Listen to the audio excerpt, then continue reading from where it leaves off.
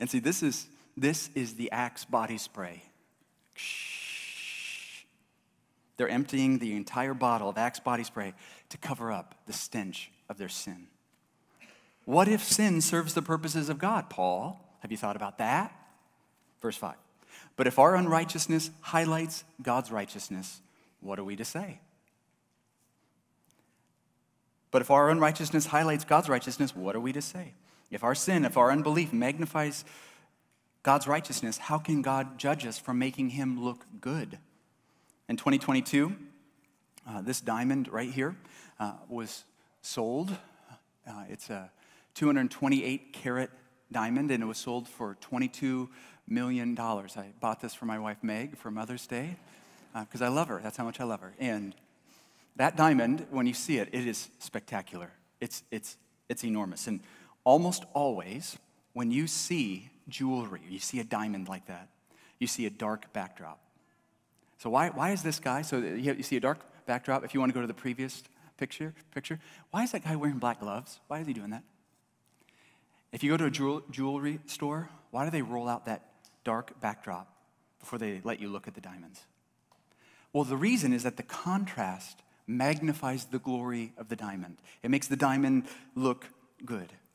And so the argument is, wait a second, okay, doesn't our sin magnify the glory of the gospel? Doesn't the darkness of our sin magnify the glory of God's grace? What if by my lie, the truth of God is magnified? This is what he's saying. This is the argument. Well, Paul responds to this. He says, okay, but if our unrighteousness highlights God's righteousness, what are we to say? I'm using a human argument. Is God unrighteous to inflict wrath? So the person who says, well, my unrighteousness magnifies the righteousness of God. My sin magnifies the gospel of grace. Verse 6, absolutely not. Is God wrong to inflict wrath? Absolutely not. Otherwise, how will God judge the world?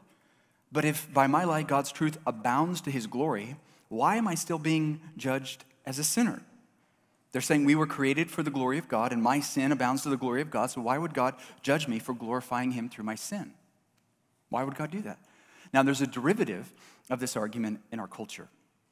That's the root argument, but there's a derivative in our culture that's everywhere. And here's the lie. If God made me the way I am, he certainly will not judge me for being who I am. If God made me this way, if God made me the way I am, he certainly will not judge me for being who I am. And I was thinking about this lie this week, and Lady Gaga came to the rescue.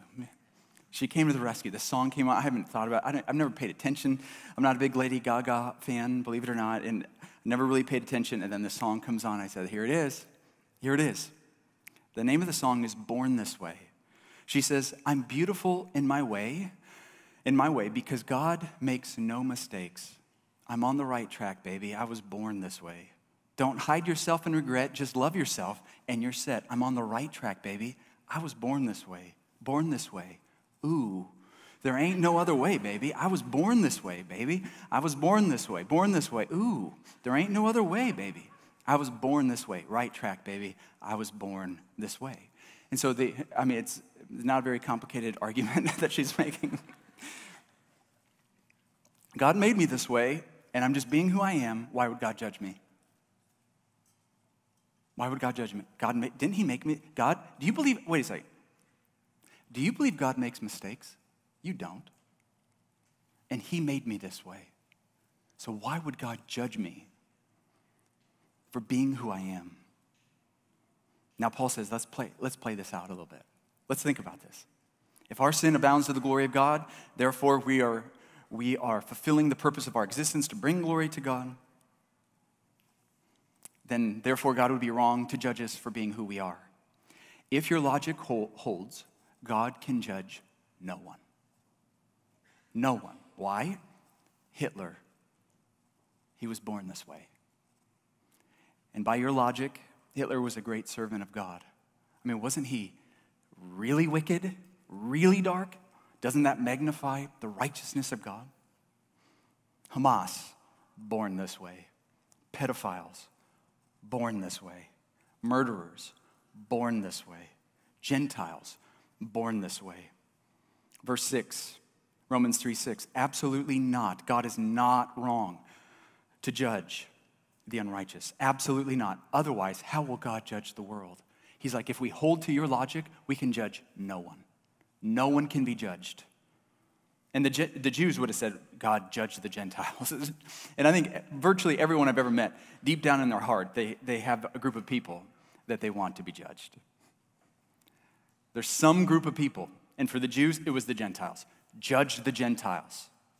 God, judge the Gentiles. Don't judge us, we're your people. Judge the Gentiles. And he's like, okay, if we follow your logic, then the more the Gentiles sin, the more they're serving God. Objection overruled. He says it doesn't make any sense.